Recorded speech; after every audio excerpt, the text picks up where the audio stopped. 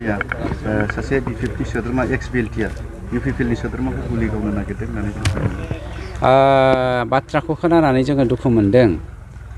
मानोना जोंनि गेजेराव जोंनि सरकारा मानगेरेट प्रमद बर' बिथांनि दैदेननायाव बा बानजायनायाव जोङो सान्तिखौ दिनै गायसननो हाबाय।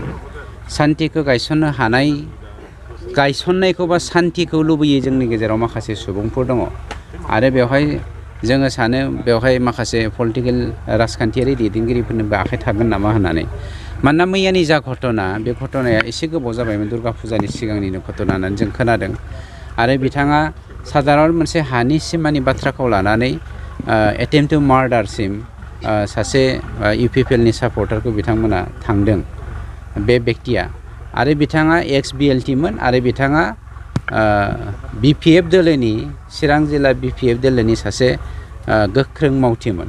गतिके जों बेखौनो होननो नागिरदों, राजखान्थियाव दङ होननानै बा सोरबाया मोनसे समाव माबा मोनसे मोनथायनि बाथ्रा लानानै हारिनि थाखाय नांदोंमोन होननानै इलिगेलि आर्म्स लानानै दिनै समाजनि गेजेराव बिशृंखला सृष्टि खालामनो नागिरदोंबा सोरबा राजखान्थिगिरिनि आखाइ थायाथों मानो जों बेखौ खिन्थु निमाहा खालामा।